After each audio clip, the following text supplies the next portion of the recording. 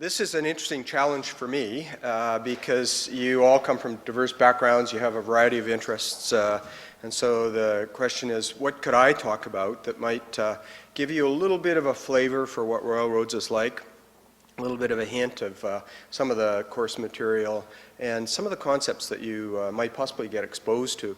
Now, obviously, I'm engaged in one particular field or discipline, and so it might be a little bit different from what your areas of interest are. But I thought my life experience may be of greater interest to you, especially since you're looking at enriching your knowledge base, expanding some of your learning. So I thought I might begin by talking a little bit about my background, rather than entrust Tim to that challenge, because you never know what he's going to say about my background. It's interesting because in my previous capacity, I was president and CEO of Provincial Crown Corporation, Tourism, British Columbia, and I was frequently invited to talk to students who are partway through their courses or they're in graduating classes. And they were always asking me to talk about your career and what's a career like, and tell us about a career path and what might that be for the field that I'm endeavoring to embark upon. And I always said, well, there's no such thing as a career path. All it is a whole bunch of switchbacks. And you know, you go forward 2 steps, you go back 3, you go up a step, you go down 2, you go forward another 5. And so life is really a whole mixture of different experiences. Perhaps my background's indicative of that. I am what I would call a classically trained marketing person. A long time ago, gosh, 3.5 decades ago, I was a student at UBC, did an undergraduate degree in commerce, a Bachelor of Commerce, specializing in marketing. Then I worked for a year, went back and did a master's degree in marketing and MBA, and then moved to Toronto and started my formal working life. And while I was in Toronto, I felt that it would help if I were to enrich my knowledge base and do a professional certification. And that program was a 3-year program. It was offered to individuals who were working in the marketing community or working for advertising agencies. It's a professional certification program that focused in on sort of fundamentals of marketing, communications, leadership, business planning, strategic planning, and then the final year was actually running advertising agencies and what would be involved in running a large ad agency. It was a really interesting course. The only problem is you did it in your spare time, and of course nobody had any spare time, and so I work all day. And often work on the weekends in my job, because it's a very demanding job. I worked for it was the largest ad agency in the country, and I worked on big pieces of business. So I was working on Lever Detergents, Sara Lee, Harvey Wood, CN Tower, and the clients are all demanding, 110%, and so you're trying to meet the needs of your clients, look after your responsibilities in your business, and then go to class. So class would be Thursday nights for 4 hours, and then all day Saturday. And then you have to do your reading and your course material and your papers and so on. And I found it a very challenging experience. It took a lot of energy and a lot of effort. But when I finished, I ended up with a body of knowledge that I would not otherwise have achieved. The other thing that was interesting is I met other people who were in similar types of endeavors. People were working in the marketing community or in advertising industry community. And we had this commonality so we could share our thoughts and our experiences. And so then I went on, I did all kinds of other things, including owned and operated a couple of my own businesses. I worked for large seafood companies on brands, Cloverleaf products, which some of you might recognize. Sold my business, then worked for Labatt's, running wineries, got involved in the Calgary Olympics, and then changed everything and came and worked for the province of British Columbia. And initially in the seafood marketing area, then I worked in the food area, and then from there I ended up getting involved in tourism. Tourism's been my sort of mainstream discipline, which lasted probably 16 years, if I think back how long I was involved in tourism.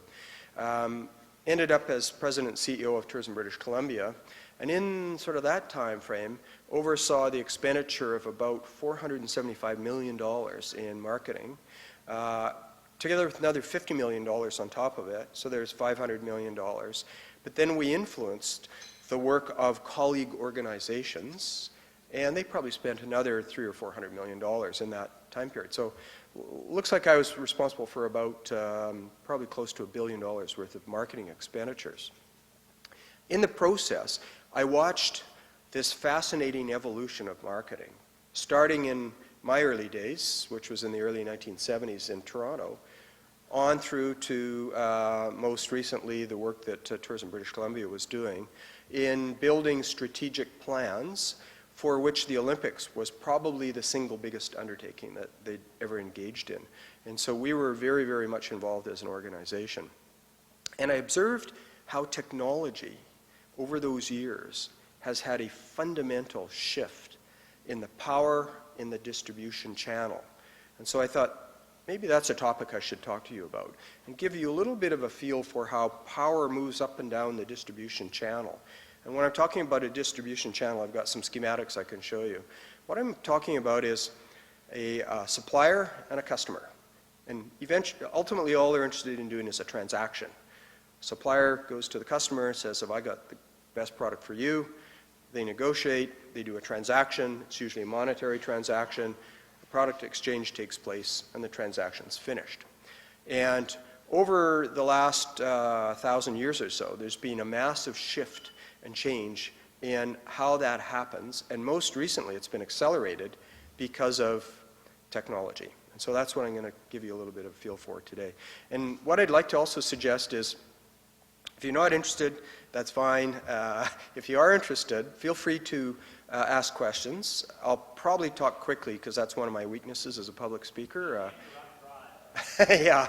The other word of warning here is Ray Freeman is in the course, and he's almost finished. He knows way more about technology than I do. So I'm kind of, skating on thin ice here. I know a bit about the concepts. So I'm going to show you kind of how the concepts and the theory, as Tim was talking about, will interface with the real world. And the opportunity to bring my sort of conceptual thinking and my experiences into the real world. And by all means, feel free to add to my thoughts, interrupt, challenge, question. And if you'd prefer to do it afterwards, I'll hang around afterwards and we can have a nice private conversation afterwards with anybody who is interested. So,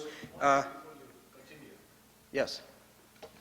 If you could use the microphone so that we could have a record of all the challenging questions we posed to Rod, and maybe that way we could negotiate his payments for this.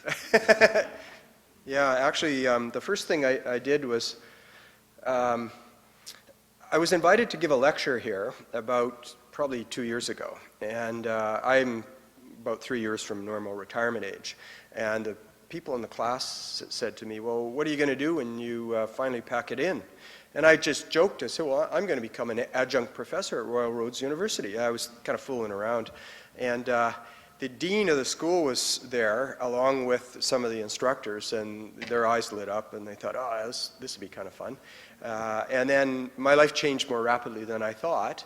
And next thing you know, I end up getting a call from a couple of the professors in the school, and they said, we'd like you to come and help out and teach in one of the courses. So that's when I met Ray, I was kind of filling in and assisting one of the professors. And then in January they said, we'd like to make you an adjunct professor. And I said, well, what's an adjunct professor?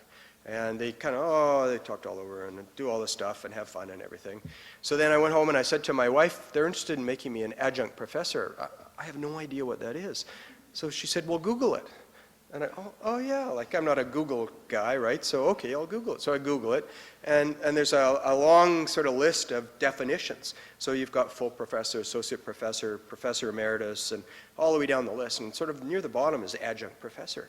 So I read it out to my wife, and I said, it says I work for free. And she was right, I'm working for free. I'm doing a lot of stuff and I'm having fun, but basically it's not got a monetary attachment to it. And so tonight is kind of evidence of me just having fun and meeting people and sharing some of my experiences with people. So that's the first definition, adjunct professor. We'll come back and we'll give you a test afterwards and you can tell me, well, that's a guy who works for free, for whatever reason. So the structure of my conversation is technology and tourism, because tourism is the field that I was most engaged in. And I'm going to run through just a few definitions to give you a little feel for what it's about. But essentially the whole structure of the talk is about how it has seen an evolution or a shifting of power in that distribution channel. From what was in the infancy, thousands of years ago, power sits with the seller and the buyer, and it was basically a negotiated transaction. And then how that power has moved up and down in terms of the distribution channel. But it's moved from what was sellers and distributors to individual consumers. And it's happened in a massive way, basically in about the last 10 to 15 years. And it's all because of technology. So if you look at the structure of the talk, I'm going to start, as I said earlier, with just a few definitions. I'd like to kind of go back into the history of marketing and how it's evolved, and then give you a sense of the emergence of the distribution channel of suppliers, wholesalers, distributors, retailers, and then finally how they meet consumers and what that would look like. The next thing I'd like to do is talk about the impacts this has had on the effects on business organization, because businesses are getting organized in entirely different ways, and it has been accelerated by the impact of technology. And the organizational models that are being employed by organizations that are really truly capitalizing on technology have completely changed. They're really, really different. So first of all, let's talk a little bit about the business enterprise. If you boil it all down, all business enterprises, either for-profit or not-for-profit enterprises, are engaged in an exchange. One individual will exchange a service or a product to another individual in return for something. And so it's really an exchange. If you think about the role of marketing, and you look at the classic historic definitions of marketing, back when I was studying marketing in graduate school, it would be something along these lines. Marketing is all steps in the process of moving goods and services from suppliers to consumers. In the case of tourism, you move the consumers to the suppliers of those goods. And it has as its purpose fulfilling consumer wants and needs. So that's kind of a classic definition. Then it's been enhanced over the years by recognizing that there's a profit motive for the for-profit enterprises, because without profit, then you don't have a return on capital. Without capital, you don't have sufficient investment, and you need the investment to be able to start producing those products. But if you boil it all down, marketing is really accelerating the flow of goods and services. It's kind of like, you know how they did that particle accelerator in CERN and in the Big Hadron Collider, and they've managed to move protons at close to the speed of light. And I gather it's been they've got an environment that's so cold that it's almost as cold as the universe, and they're having these little particles collide. I'm still trying to figure out what the Higgs boson is all about, because physics is beyond my capacity to comprehend, but I gather it's going to have an effect. So in a marketing sense, that's really all we're doing. We're accelerating the flow and increasing the efficiency in the ways in which one would accelerate that flow of goods and services. So if you take a look at basically kind of the stages of how marketing unfolded over the years, and it unfolded going back in the early days from what is central markets to grand bazaars, where those central markets become larger and you see more products and services being merchandised, into the effect that first printed message had that Gutenberg came up with. And then actually in 1480, when a fellow by the name of William Caxton posted what's called a sequus bill on the doors of the churches in England, the first printed English message came out. And this is basically what it said. If it please any man, spiritual or temporal, to buy any piece of 2 or 3 commemorations of Salisbury use, let them come to Westminster, and he shall have them good cheap. So there's the first English printed message. So you kind of go, I wonder what in the world this means. Well, basically it was rules for the clergy at Easter for what they should go through and the practices they should follow. And it ended with the message, Supplico set sedula, which meant, please do not tear down. So if you think about it in our terms, it's no different than advertising messages that appear whether it's in television or printed messages or other forms. The problem, though, is as soon as Gutenberg did this, he allowed for the creation of mass communication. And what it did was it stretched the relationship between sellers and suppliers. So it started to complicate how the process of marketing and merchandising would take place. The process became more complex with the advent of mass newsprint, because then you could have mass advertising messages. And this is in the days when you'd see people who would be marketing Dr. Shoop's restorative that will cure all ails, regardless of what they were. And essentially it was alcohol in a bottle, because they're getting around other reasons for why people shouldn't be consuming alcohol.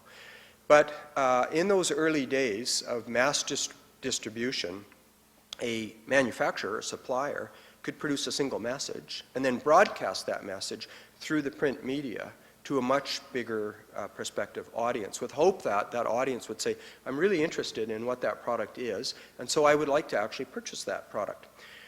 Then with the advent of magazines, particularly in a mass sense, and it started in about the 1860s and 1870s, with magazines like Ladies' Home Journal or McClure's magazine, they were able to start to merchandise to individuals who were distributed throughout a larger audience. And this audience might be in Europe, it could be in North America, and reach the prospective audience through suddenly color and beautiful images. So it started to influence how people would want to select certain products for their benefit. And then of course in the 1920s, radio became a mass distribution tool, and you had the emergence of what were called soaps, like soap operas. And the reason for soaps was you wanted to entertain your listening audience. And the people who created the soap message were actually the advertisers. So this would be Lever Detergents on behalf of Sunlight Soap would create a sitcom. And the sitcom would be an ongoing entertainment vehicle, things like that we would call a sitcom. So it started in radio and it morphed into television. And then television would have the Colgate 100 hour. Colgate 100 being a mouthwash, and they'd end up with Art Linkletter and the Gardol Shield of Protection. Only people my age know what I'm talking about here. They go, be like a plexiglass, right, to prove how great Colgate dentifrice was. So the whole thing started to change, and they got involved in broadcast messages. And the reason they called it broadcast was it was like a shotgun. You've got all these customers scattered throughout North America. You have a message that you would like to convey. You would shoot that message out through television or through radio, and you would hope that one or two or maybe three customers would say, I really like that, and I'd like to buy Fab laundry detergent or Sunlight laundry detergent. So you're reaching out to those customers, and what you're trying to do is overcome the disintermediation that had taken place because of the advent of the printed message.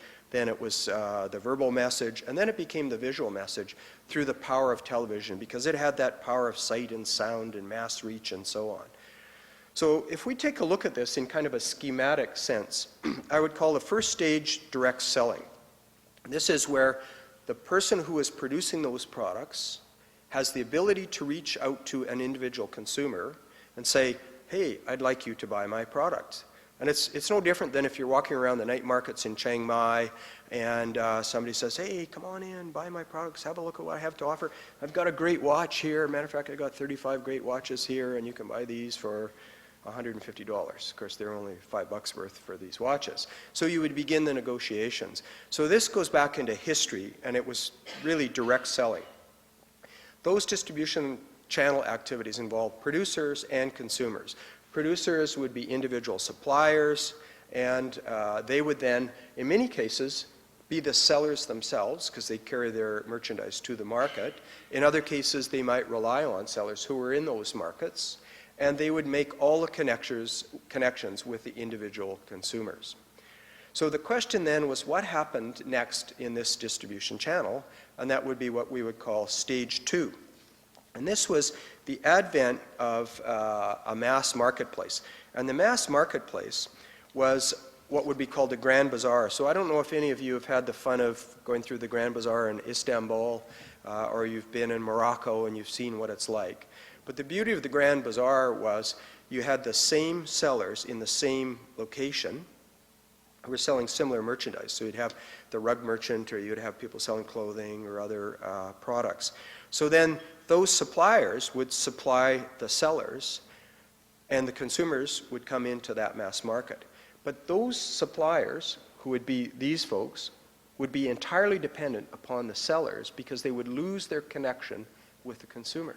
So they had to somehow convince the sellers, who have their stalls or their booths or their shops in the Grand Bazaar, to learn about their product and then entrust in them that they would be communicating and persuading the purchasers to buy these products. So suddenly the power has gone from suppliers talking directly to consumers, and the power now sits with the sellers in the Grand Bazaar. So that was the next shift that took place, and of course it took place eons ago. Stage 3 then was the emergence of what we would call multiple retailers. Multiple retailers involved all kinds of sellers, and the sellers then had control in the distribution channel. So these suppliers then, in many cases, were selling undifferentiated products. Soap was soap, toothpaste was toothpaste, and they were entirely reliant on the retailers to make a connection with the customer. And so the retailers could then dictate what price they were going to purchase the product for, and then determine what price they were going to sell those same products for when they were making the connections that they needed to make with the consumers. So it became really, really complex, particularly in North America and in Northern Europe, because there were so many sellers or so many retailers and so many sellers, and they were selling undifferentiated products. There's no way of controlling what they were selling. So this was when you suddenly saw the emergence of brands. Brands like Ivory Soap, Sunlight Laundry Detergent, Palmolive Bar Soap, and of course Fab Laundry Detergent. So what they wanted to do was distinguish their products from that of their competitive products. So in the 1860s, it really started with corporations like Procter & Gamble, who are the manufacturers of Ivory Soap. And they recognized that in selling soap products to the troops during the American Civil War, if they put a brand on the outside of the wooden boxes that was selling undifferentiated soap products, then the troops would recognize Ivory Soap. And they'd say, I want Ivory Soap. Second thing they had to do was they had to characterize the soap product. And in those days, soap was made with fat and lye burns your skin. So Ivory said, we'll come up with a product differentiation, distinguishing it in the minds of the consumers. And they would say, we have a product that is 99 and 44 100% pure. So you have to ask, well, what does that mean? And they said, well, it contains no lye, and it won't harm your skin. But nobody knows what purity means. But the way they proved it, it's called claim support, is they said, well, we know it because it floats. So remember the bar soap you throw in the bathtub, it would float. Well, that was an accident of manufacturing. They had no idea how it happened or why, but some swift marketer said, hey, this will be our claim support, and we'll distinguish our product in that way. The same thing actually happened with Palmolive soap. The story behind Palmolive soap was in about 1914 or 1915. There was a copywriter by the name of Claude Hopkins. And Claude Hopkins had an invitation to come to it was a soap company, to sell a certain product. And when he went to that soap company, he thought, oh, that product has no potential whatsoever. But you've got this other product here that I'm kind of curious about. What is it? Oh, well, it's a bar soap. Well, how's it made? It's made with the oil of palm trees and olive oil. So it's made with two oils. So he said, I've got the perfect idea. Palm olive. Let's call it palm olive bar soap. And then we can prove that we have the softest product because it contains no lye, and it's made from palm oil and olive oil. So what this did was it gave them the opportunity to say to these consumers, ask for our product by name. So suddenly the power in the distribution channel went from the retailers to the suppliers, because these people, the consumers, were saying, I want Ivory, I want Palmolive. And as a matter of fact, probably the best testimonial is for Fab Laundry Detergent. In the head office of Colgate-Palmolive in Park Avenue in New York City is a testimonial saying, what a great product this Fab is. I love it. It cleans clothes well. I'm so proud of it. Signed Abraham Lincoln. So you've got somebody like Abraham Lincoln believing in the product and asking for it by name. So you can see how the power is starting to shift in that distribution channel. And this gives you a little sense of the emergence of branding and brand strategies. Procter & Gamble, Colgate Levers started to emerge with their branded products in the 1880s. We saw the emergence of soaps and soap operas on radio. And then a guy by the name of Rosser Reeves in the 1930s, who was an ad guy in New York City, came up with this acronym USP, Unique Selling Proposition. And he said to those same suppliers, you need to come up with a unique selling proposition because all advertising is salesmanship in print. Of course, in the 1920s, print was the dominant media vehicle, newspapers and magazines. So he came up with that first adage of USP. Then in the 1960s, there were a couple guys by the name of Jack Trout and Al Rees, who came up with product positioning. And it's used often in the lexicon of marketing is product positioning. What's your product positioning strategy? So what he said was, in the minds of consumers, it's like they have ladders in their brain.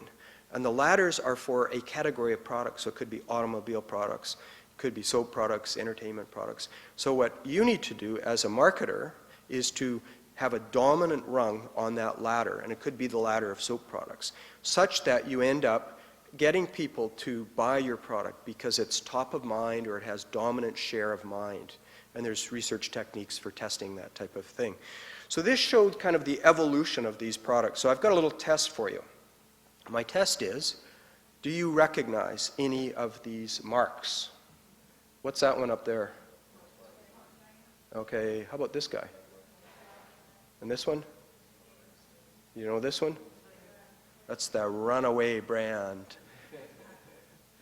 How about this one? Chevy, yeah, and this one? Okay.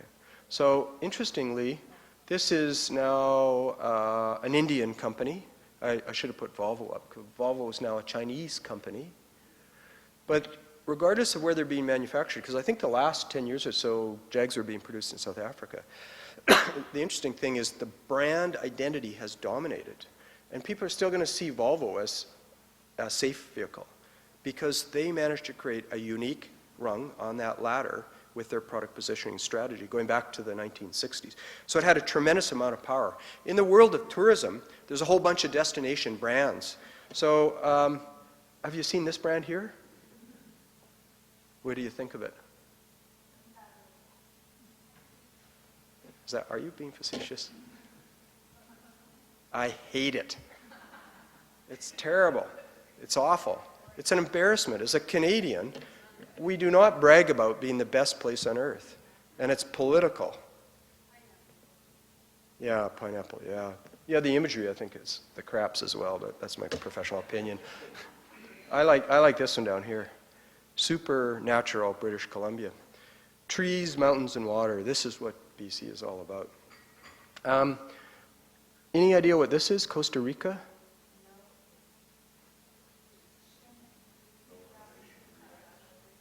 Yeah, no artificial ingredients. Yeah, it's more like a food product positioning strategy. It's kind of an odd one for me. You can understand how it makes sense for Costa Rica, but it is kind of a peculiar one. I'll show you one in a second. What's this? El Salvador. I think those are bullet holes, actually. Or England? Can you make this out? Yeah, that one stands out, actually. And maybe anybody with kind of a British background, you recognize what a rose is all about. So here's the next category. This one's a little hard to make out. Do you know what that is? Close. It's a fern. Yeah, from New Zealand. Yeah, New Zealand is a country of approximately the same size as British Columbia. And they've done a fabulous job of creating a brand identity for the entire country and all the products, right? Because they talk about being 100% pure. It's back to that old ivory thing, what's pure? But they've basically inculcated a whole value system in everything that New Zealand does. And it's really come across really, really well. Tourism British Columbia is a corporate logo, of course, have adopted the trees, mountains, and water. Tourism makes, what's that say, NC? You know where that is? Where's NC? Hey, that's good. I think that's what it is anyways. Here's the tourism company, Puerto Rico. Can you make this one out?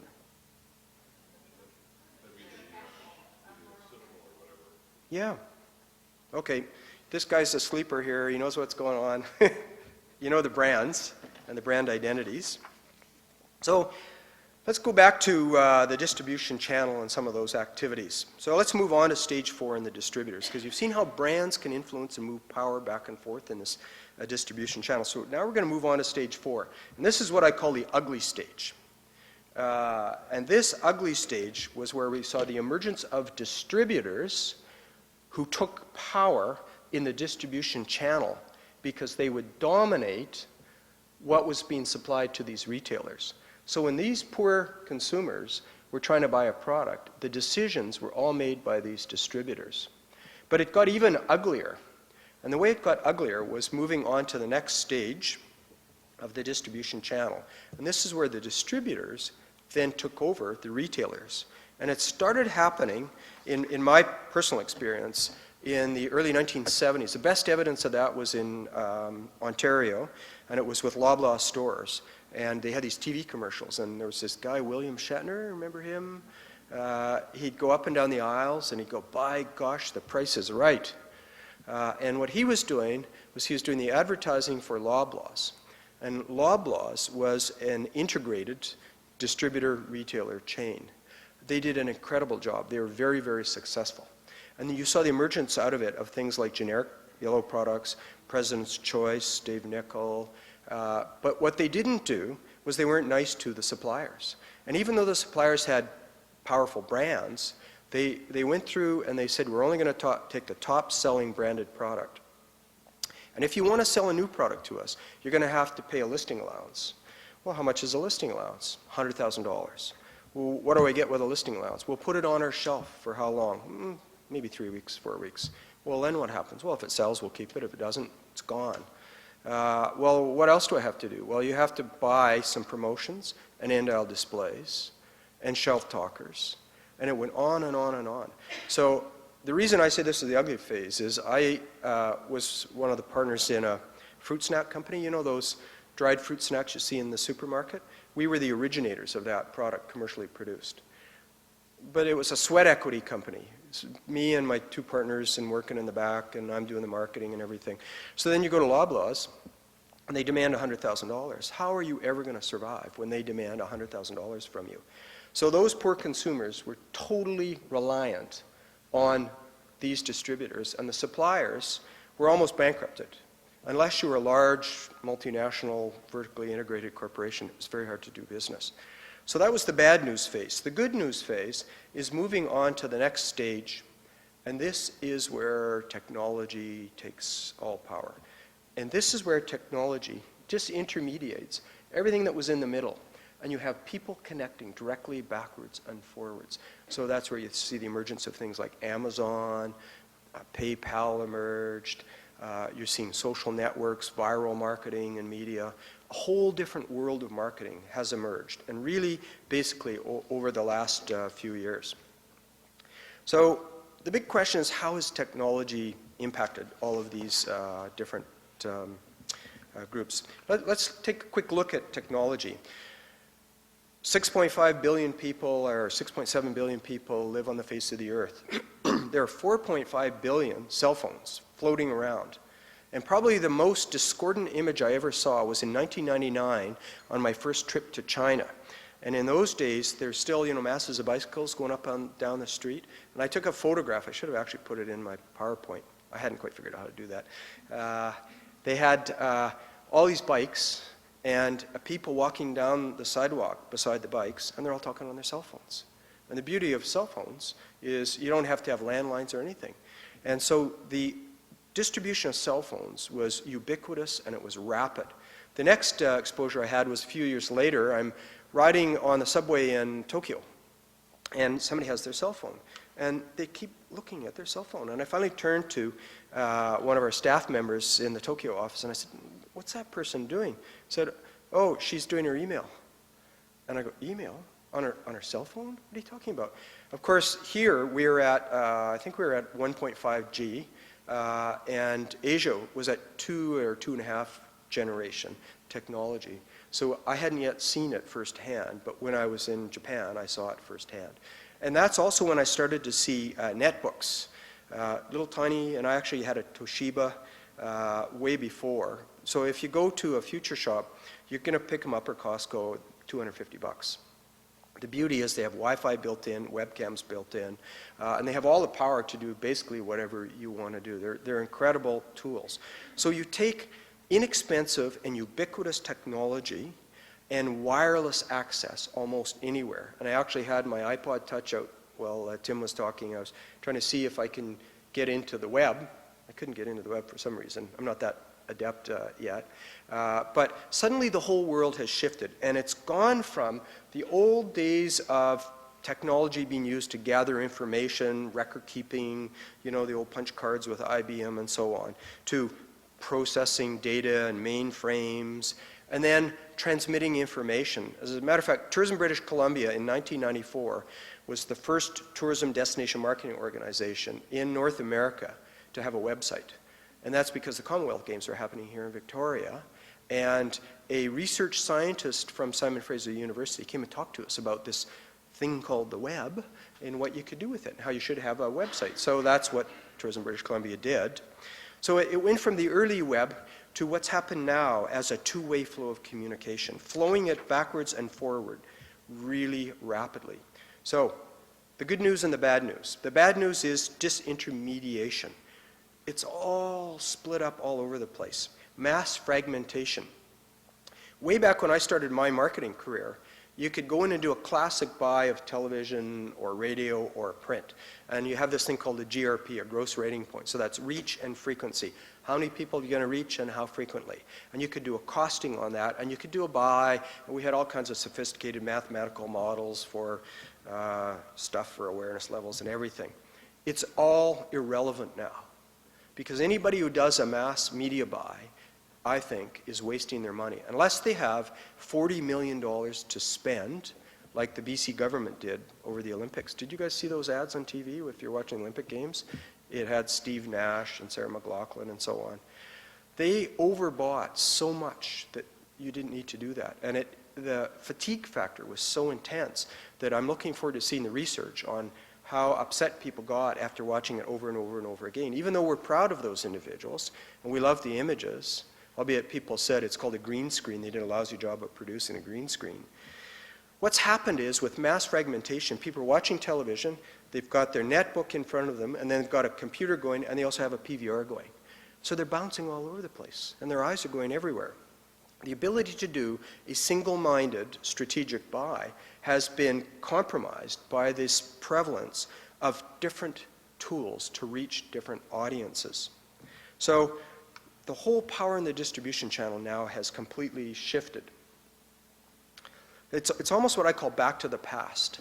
It creates that opportunity that I talked about at the beginning of an individual seller talking to an individual customer and negotiating directly, understanding what that customer wants, and then delivering either the message or the product to meet whatever their needs are in so doing. Probably the most entertaining thing is to see how mass media has shifted the power to individuals because of blogging. And if they wanted to do blogging, they can completely destroy a product almost overnight.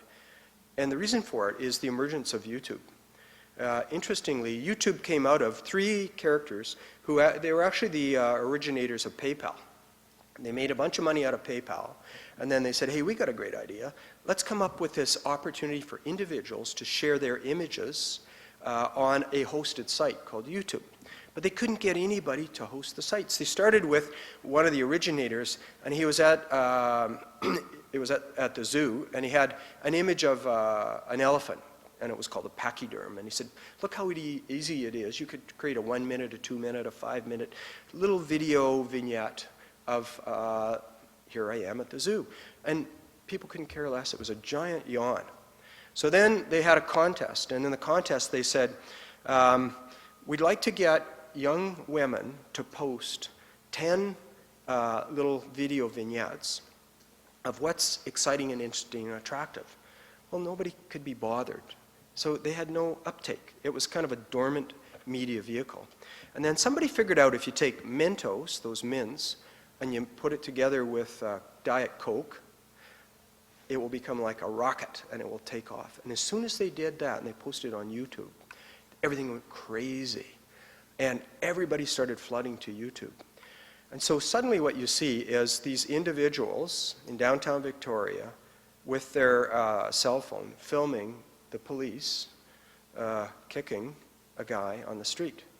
And then they post it on YouTube, and suddenly the whole, you could call it vigilante communications or communications, basically the whole landscape has changed. The other thing that's changed is if you put an image on YouTube, it's archived forever. So you can go back and see that Mentos-Coke combination. Or you could see how Chevy, I showed you the Chevy image, they tried to launch Tahoe. So they did on Donald Trump and his celebrity apprentice program. They had the apprentices produce their own commercials for Chevy Tahoe. And they thought they did a wonderful job because they put whatever you needed to produce your own commercial. So people go onto the website, they could cut and paste and glue and add images and music and whatever. And it really worked incredibly well until some people started blogging. And then they started creating their own images on YouTube. And they were starting to ridicule it because Chevy Tahoe were their big vehicles. And in this day and age of environmental sustainability and sensible practices, they started to parody what Tahoe did. And it became recorded and archived almost permanently. So there's the double-edged sword of what technology is doing and the power of disintermediation. The next best thing was blogging. Procter & Gamble, they produce Pampers. They decided they'll come out with new Pampers, 30% smaller and 30% more absorbent. So it's 30% more comfortable.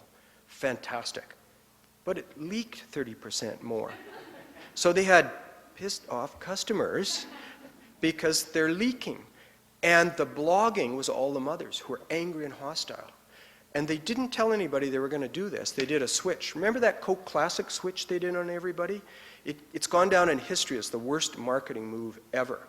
And I found it kind of fun because a friend of mine was president of Pepsi in those days, so I'd see Clive on TV all the time, busy denigrating the competition for what they did. But because of technology, everything has happened so rapidly, and power has now moved back into the hands of the individual consumer. So we've gone from mass retail, specialized retail, all the way down into what is now a customer-centric operating environment. And mass competition is now happening on a global scale with severe brand fragmentation.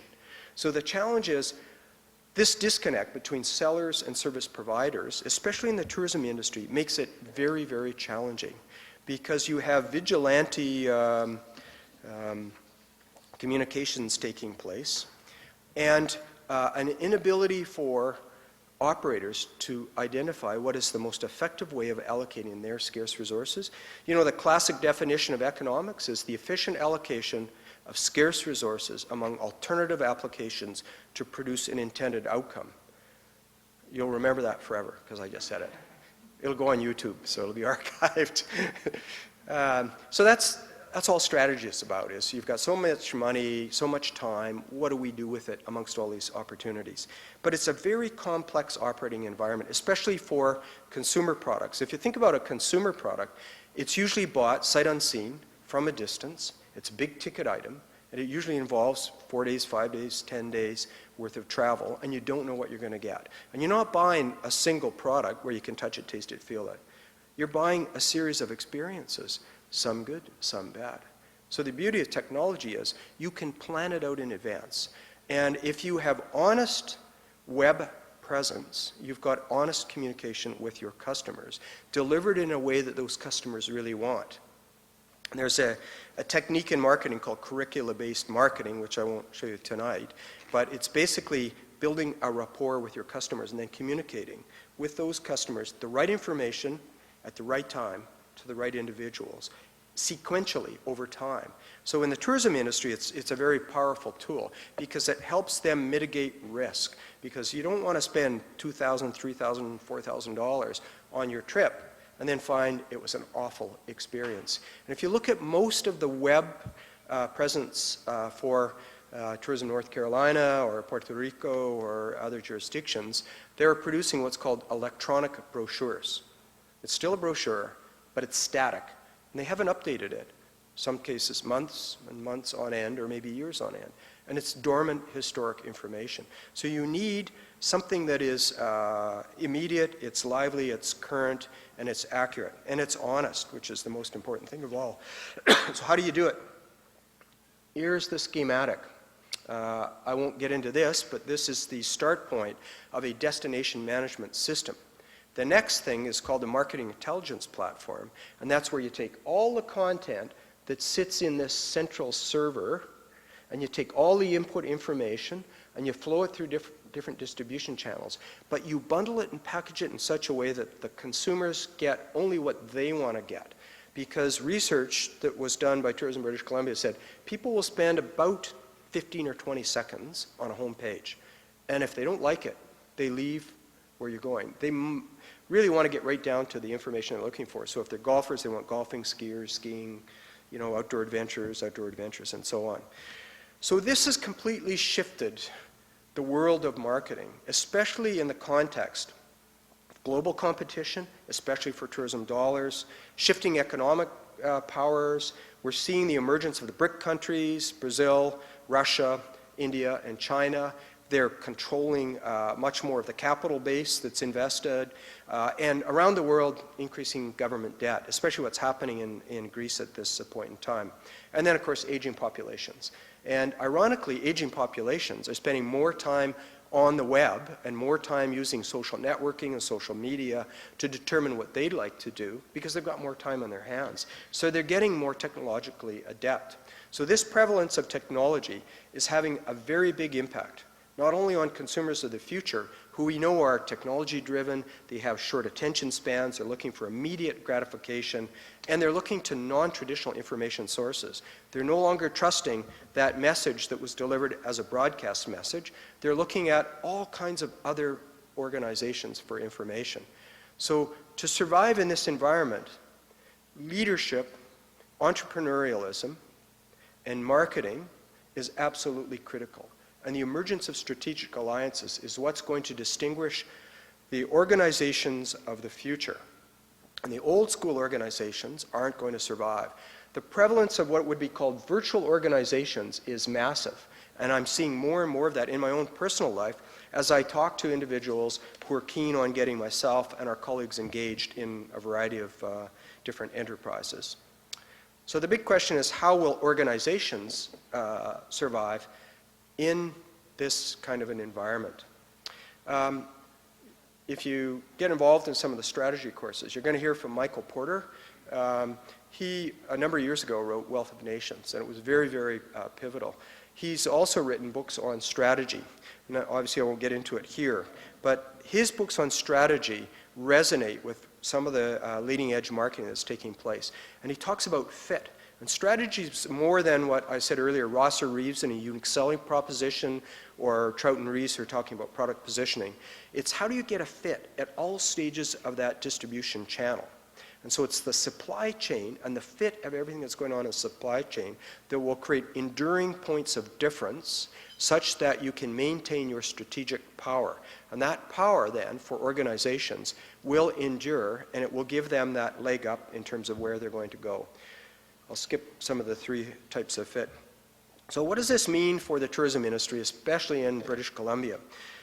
Tourism British Columbia has been responsible for marketing the unique physical assets. And that's why the branding, Supernatural British Columbia, is so important.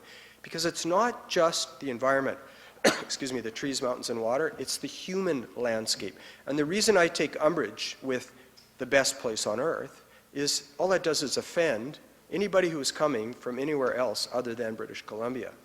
And it runs completely contradictory to Supernatural British Columbia and what the province is known for and what Canadians are known for.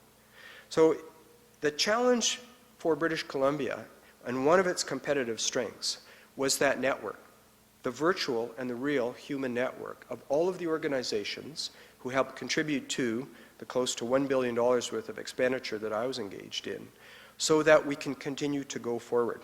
However, we're in an environment of continual change. The employees that will be engaged in these organizations are technology-driven, they're searching for meaning, and they are achievement-oriented. They're looking for a culture that engages them with a climate of respect or a values-based culture. They're also looking at shared responsibilities, and these were some of the tricks that Tourism British Columbia used to engage the talent in the organization, because the talent resides in all of those individuals.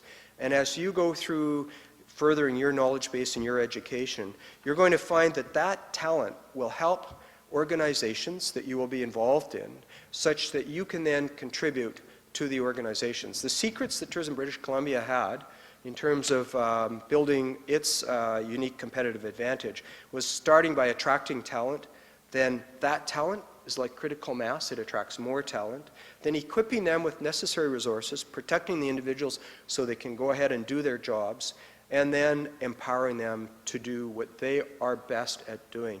And Tourism BC was a very good example of an organization that had people with multiple skill sets in very unique areas, and how they came together was almost like magic in terms of the organization. Take a look at this whole history. We go back to my earlier description of transaction-based marketing. The world of marketing has gotten way more complex, and it's way more challenging to figure out, as an organization, where do we deploy our scarce resources? Back to that definition of economics. And how do we make sure that we vest power in the individual consumers and the employees, because they become one and the same thing. Those same consumers happen to be your employees. And how do we allow new business models for networking to emerge in a completely changing operating landscape? The pace of change is going to continue, but the real question of all is, how will this current state of uncertainty, in our case, the tourism industry of British Columbia, and in Canada, lead to a more robust future? Or will we see it atrophy to times in the past? And that's a question for you to wrestle with. And I'm invited to lecture with the students, and I look to people like Ray, what are the answers to this, Ray? I don't know what the answers are. I'm now just an adjunct professor contributing to the thought process. So I hope I've kind of stimulated your thinking, giving you a little bit of fun, kind of the history of marketing here. And with this in mind, I'm just going to bow out and say thank you very much for your attention. And again, I'm more than happy to answer any questions or engage in any lively dialogue if you have any questions you'd like to ask. Thanks very much, everybody.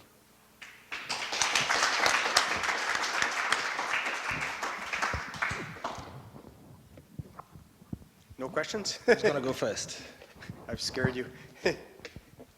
So I have to warn you, this has come about through about 35 years of working in various endeavors. Thank you very much. I don't have a marketing background, so I'm curious about your ideas with that expertise with the tone of a lot of work being done in social technologies now. It seems as if it's almost a faux pas to be too direct with marketing, as if it's all about relationship building and trust building and sharing of information, and that's embedded in the bigger open source movements with, you know, everything from open source software to consulting to open government. So when a provider of something comes onto one of those platforms, it's really dicey.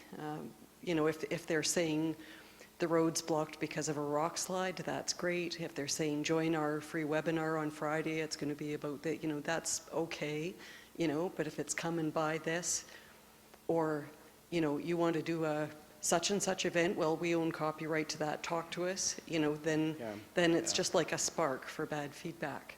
So it seems an interesting paradox with this going back to direct marketing, and yet there's this very egalitarian, slow trust-building environment out there. You've done an incredible job of describing how complex the landscape has become. The enduring brands that carry an identity, which is why I showed you those logos, will have strength and power. But the way they nurture it has gotten so much more complex, because the indirect approach, especially through things like YouTube, will help enhance the character of the brand experience. But if you're too blunt in saying, come by, you know, a Chevy Tahoe, and people are going, well, wait a minute now, it consumes so much more, you know, fuel and so on. You run into that dichotomy, so it's a very tricky environment. The other challenge, of course, is trying to gauge and measure the effectiveness of what you're doing in communicating, back to my scarce resources situation, through alternate distribution channels, and knowing, am I getting value for money spent? It's very hard to judge that. I'll give you a couple examples. A number of the manufacturers are now producing on YouTube stories that do not say, buy my product. A good example was, I can't remember the name of the company, but it's a guy who makes blenders. And the blenders are $800 a piece. So they're like mega expensive blenders. So he produced commercials in which he'd put the blender out, and then he'd do the blending exercise. But the commercials aren't going through normal broadcast media. They're going onto YouTube and social networks, and he'll put it on other hosted sites. And he would say, okay, I had a bad day on the golf course today, so I'm getting rid of these golf balls. And he'd drop them in the blender, and it'd just crush them. So then he'd say, I'm really upset with my iPod Touch because it's not working, or some other product. He'd drop it in the blender, just destroy it.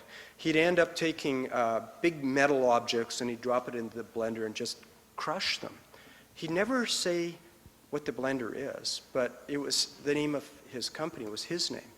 So he'd come out kind of like Mr. Rogers, he's got his little sweater on, and he'd produce this. Suddenly, he's selling massive amounts of these things at a phenomenal price. And it's because he's doing a very subtle job of demonstrating what an incredibly powerful product this is. So what Tourism British Columbia did around the 2010 Olympic and Paralympic Games was they produced what was called mini docs. And the mini docs were little documentaries, and they were hosted on the site, but then they were posted on Facebook and other social networking sites. And it would involve a variety of people talking about great restaurants or wonderful attractions and things that you can do. So then they went one step further, and they created a contest. And in the Olympic parlance, there's a thing called the aversion effect, where people go, oh, I don't want to go to the Olympic site, I won't be able to get a hotel room, I'll get gouged, too busy. In the skiing world, the ski resorts were really worried about this. And so they said, what's going to happen is people are going to say, I don't want to ski this year in British Columbia because I'll never be able to get anywhere on the mountain and all this type of thing. Well, that was inaccurate. So they had a contest, and the contest was, tell us why you think you could produce the best ski videos. And the contest was 3 years ago. And so everybody went out and they had shots of themselves skiing. And then they posted the shots on their site, and then they had a camera trained on themselves, and they said, hey, this is why I think I could do the best job. And there was a guy by the name of Chris Wheeler, and he did a great job. So he said, you win the contest, and your job is to spend the entire season skiing all of the resorts of British Columbia. We'll pay for it all. And you produce anything you want, no controls. So you can ski the back bowls, you can do the steep and deep, ski the trees, you can go to the bars, you could sit in the restaurants, you could, whatever you want to do. And we'll post it. And so it wasn't a direct sales message, come and book and get a hotel room for so much or a ski package for so much. It was a way of building an awareness about the ski product. Now this was happening concurrently with a whole series of integrated marketing activities. So the activities would be postings on NBC's site, because NBC were going to be the host broadcasters for the games. There'd be contests for people to win. They used some traditional media vehicles, such as television, which in hindsight I think was a waste of money. And I was unhappy with it, but I was CEO, so I didn't have anything to say about it. So it was up to the market. Remember I said, you've got to let the marketing people do their job, so I did. Although occasionally I'd ask questions about, oh, what are we getting for this TV commercial? And so it was these other types of images that were distributed through viral networks that had a much bigger impact. I'd actually be curious what Ray has to say, because he has a marketing background and a technology background. So I don't know, do you want to add some fuel to my observations here?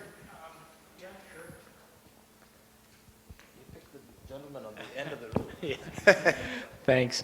How come you don't have Facebook? Well, I don't have time for Facebook. Well, I do have a Facebook account now, And the reason I do, and Twitter, and I'd used LinkedIn for years because that's just a resume online, and yet there's a bunch of tools there. You only need to use what you find is personally applicable to you. But by stretching yourself and experimenting with a few things, you can find that you'll learn a little bit more about how this is happening from other perspectives other than your own. So I started Twitter. I worked for Tourism Vancouver Island last year for a while. And the younger staff on the marketing team were playing with all these social networking things. And I thought, okay, well, I don't really have time because I was commuting up island and doing my destination development courses with Rod and Jeff. But I thought, okay, I'm going to apply this. And I created a Twitter account. And I was kind of a lurker, just sort of see what's going on and sort of figure it out. Well, then what had happened was I'd see things that I'd find interesting and I would sort of retweet them, which is just say, oh, well, that's an interesting article in a newspaper, and I'd share it. Or I'd post some questions and then I'd get these responses and stuff like that. And the cool thing I found about that was that I started getting people following me, and I didn't know why. Why would they follow me? What do I have to say that's interesting? And what I did was I was following things or posting things that I found relevant and interesting to me. And I was starting to make connections. So, I created a sustainable tourism professionals group on LinkedIn. And then I started getting these inquiries from people who are tourism professionals in Hong Kong and India and places like that. And you'd pose a question, what is the meaning of this? Or you'd put a relevant article up because, of course, in graduate studies, you never have an opinion. You pose a question and then you have to refer to the literature, and you have to back that up with evidence. And then you get these dynamic conversations going, which is really quite fascinating. So when you looked at the social media stuff, and it was kind of cool when we did destination development residency last end of September, and Rod came in, and he started showing these models, very scary stuff, the big charts there, and explaining it, and it was like we're all trying to follow it. And then what do you do as well? He empowered people that he worked with to take and give them the resources they need. So there was a fellow named William Backer, who's the e-business guru at Tourism BC, and he came in and he was talking about, Rod laid it out for us tonight, but William showed you how to do it, which was really cool, and how they were planning for the Olympics. So this was back in September, and he was showing us the spikes in the visits through Google Analytics and all this stuff. And this is the kind of the cool thing about this is you get this, the theory and the experience from people who've done it in the field, and they share it with you. And then you've got your cohorts, I had people in my classroom from Saskatoon and the Yukon and Newfoundland who are on my team, and we have a fellow right now who's come here from Ethiopia, and there are people who maybe just finished an undergrad degree not too long ago, starting up their masters, and then you've got people who are at retirement age who are starting their masters, and everybody's sharing, and so you've got this amazing melting pot of experiences coming together. So what happens is you get to pick and choose what you need. So when Rod was talking about the strategy, it's very integrated and it can be very complex. Yeah, that can be a little bit frightening. That can be a little scary because technology can be very intimidating. But through people guiding you and saying, well, have you tried this? Well, I'm not going to try that. I don't have time for that. But at a point, that might become relevant. And you say, well, how do you do this? And then you pose the question on Facebook to your friends. I started my Facebook account 3 days ago, and I've got 25 friends already. Wow.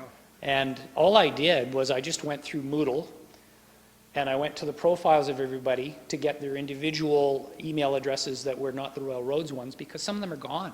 I saw them at the first residency, 2 years ago, and I sent them an email, and I said, do you want to be a Facebook friend? And bang, everybody's come back. And it's not just the people that were in my residency, it's people that I've met since then, or people who are the guest speakers that have come in. There's one fellow, his name's Dave Butler, and he worked with Canadian Mountain Holidays. They're based out of Banff. They're one of the leading heli hiking operations in the world, essentially. And he's sort of a guru of sustainability. And when I was taking sustainability, it was like, okay, it goes beyond recycling. It's about marketing. It really is. It's a big part of it, and marketing to people's expectations and the experience they expect. I mean, I can go on for hours about this stuff, but I think what it comes down to is now, I've made a connection with him, and we're connected through LinkedIn, we're connected through Facebook now, and then what's happened is Heather Knowles, who was in my destination development course, who's one of those youngins who's she's in her late 20s. She's now getting into a mentorship relationship with Dave Butler because that's her interest, and they're making this longer-term life connection. It's beyond just professionalism. So that's the cool thing about this experience at Royal Roads. Yeah, the tricky part is with Twitter, I was asked to talk to a number of the students about my career and so on, and they all had their computers out and they were all tweeting. And so what they're doing is they're posting, 145 characters or something, about what I'm saying. And I never saw what they were posting, but it could be, oh, this is really bad or boring or something. So then I was in Nanaimo last week, I guess it was Wednesday, giving a presentation. And same thing, there are people in the audience and they're tweeting. And so they're sending it out to their connections, what they're thinking about what you're presenting. And then I've subsequently read that paid for public speakers have their laptop up with Twitter so they can see what the people are saying about what they're saying well. And so it's this kind of dynamic interplay with people. But it's kind of ironic because I've returned to my life, which go back 40 years ago or whenever I went to university, and I find it so stimulating. And it's because of all the people, just the way Ray's described it. You've got all these folks, and because things are changing so rapidly, it's not like there's one easy, perfect model, and it doesn't have the sort of the neatness of double entry bookkeeping. It's a particularly dynamic operating environment, and it's the future. It's going to get even more accelerated, and things that we could never envision. It's really an exciting environment. And so the fun is you learn from your colleagues and your cohorts, and then you get exposure to some of the concepts. So I gave you kind of a little bit of the history of how power moves back and forth, and then what's happened now and how it's such a different operating environment for everybody. I have maybe one more question, and Claire was my classmate when we were doing our Masters in Communication. So this is part of the cohorting. First, I have to say thank you to Mr. Harris, give a great presentation. And well, I had a very long day at work, so I hope I can put my question in a very organized way.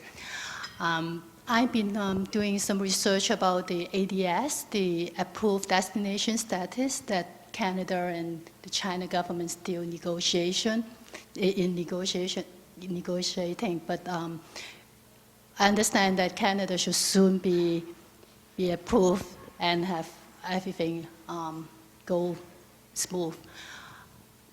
I would like to hear your insight that, like, once Canada is approved by the China government, how would the tourism BC or the tourism industry in BC can utilize technology to reach this huge market? That's a very, very good question. First of all, for those of you who are not familiar with ADS, in 1999, there were only 7 countries who were approved by the Chinese government to allow their citizens to travel to on an official tourist visa. And of those countries, they were all in Asia Pacific. There was only one Western country, and that was Australia. And so in 1999, a group of us traveled to China, and we had meetings with the Vice Premier of China and all the senior officials and so on, anticipating that we would be the number 2 Western country to secure approved destination status. The reason it's so important is that one is not permitted to advertise your destination in China without the acceptance of the Chinese government. And there were restrictions on the exchange of money, so it created complications for tour operators who were building packages and bringing visitors to Canada. The difficulty, though, is it took 10 years to secure approved destination status, so it just happened at the end of 2009. Up until that point in time, people were allowed to visit Canada, but it was on kind of a quasi-business trip. And so they would come for 5 days, they would do like a quarter day of work, a meeting, and then the rest of the day they would enjoy a travel experience. The beauty of that was it was usually high-end travelers who were spending more money. So with approved destination status, what it's going to do is it's going to make it available to all approved citizens. To facilitate it, the Canadian government needs to have the capacity to issue the number of visas, and they were always underutilized, so that there was some risk there that they wouldn't be able to do it. It will then create an opportunity for advertising. Now, in China, there are a certain degree of restrictions. As we saw, Google have now exited from China. But the Chinese government is more interested in political issues than they are purely commercial issues. So Tourism British Columbia has a Mandarin language website already, and it is available in Asia Pacific. And it is linked directly into, you know, that kind of diagram I had there? That's the foundation piece, the destination management system. And it's a live linkage. My remark about electronic brochures is most countries will take what would be a brochure, they translate it, they'll put it up on their website, and then it just sits static. That's not what's happening with Tourism British Columbia. So every time new information goes on the site, for example, now there are 18,500 pages of community content on hellobc.com website. There's probably, the target was 65 communities with information. So every time new information is put on, it becomes live. So that information then, through the Mandarin language website, is available in mainland China. I do not believe that the organization will spend any consumer marketing dollars through traditional channels like TV ads or print ads or so on. They may do a little bit of promotion, but again, I can't answer that question because as of midnight last night, Tourism British Columbia doesn't exist anymore. The provincial government took it over, and they've reduced the operating budget from what was about $60 million. It's now about $50 million. And they have forced the organization to adopt the government's web management practices. And so everything's in kind of a state of transition, and we don't know, or I don't know, well, the staff don't know either what will happen or where it will go. And they don't know how the government will decide how much resources, my economics thing, scarce allocation, how much resources will be allocated to the China market. And in light of reducing budgets, and government now have travel restrictions for government, because they're now government bureaucrats, they're restricted in terms of travel. So there are a lot of question marks for how capable the organization will be to do their marketing. They're likely dependent on receptive tour operators to do their business with receptives, and or the overseas staff, because there are staff people who are on contract but based in Beijing and Shanghai. And again, that's a question because they don't know what the government will do, whether they'll cancel all the contracts or not. So beyond that, that's why I say I had a really good question. I don't know the answer to it. I'd love to be able to tell you. I'll give you the orders of magnitude. Annually, British Columbia hosted about 100,000 visitors from mainland China. And the expectation was, with ADS, somewhere between 300 and 400,000 visitors. The likelihood is a lot of those visitors will be what's called group tour bookings. And with group tour, they aren't the lucrative market that we're coming in as the business travelers. And so then they'll negotiate for rock bottom prices. And so it's really hard to say what that may look like in the next little while. If you would like more information, I'm more than happy to put you in contact with the staff who are directly responsible for that. And then you could get linked up, because they do have contract staff in Taipei. They're still engaged in Hong Kong, but no staff members, but very much involved in marketing activities in Hong Kong. Whereas the Canadian Tourism Commission have abandoned the Hong Kong market, which they did about 6 years ago. And just recently, they cut $5 million out of their budget for the Japanese office. So all they have now is 1.5 people. I'm not sure what the half person looks like. And $100,000 to spend, and that's it. So they've basically been curtailed in their capacity to engage in marketing activities. So that's kind of my latest on where Tours of BC are at. Thank you. And thank you all again for coming. That has just been an excellent talk and presentation, and I'm hoping that we have all got something. As a graduate of a communications program, I'm listening to technology shifting power for consumers, but in my research it was political power in Kenya that shifted from the government's hands to us as the public. We had people with cell phones taking pictures of the election results and sending them to back to each other. So when the government announces and says, well, Tim only got 4 votes, then people are saying, oh no, we saw there were 400. What do you mean? So that is an ongoing discussion, and I hope this has whet your appetite. These are the faculty, the adjunct faculty that in economic times are really good for us to have. But the faculty that we have on staff that will help you think about issues that are current, relevant, and applicable to all walks of life, everything we do. And the results, the questions that we ask in academic forums will change our lives. So thank you so much for being a part of our community and being a part of tonight. Have a safe trip home, and we really look forward to seeing you again in the future. Thank you.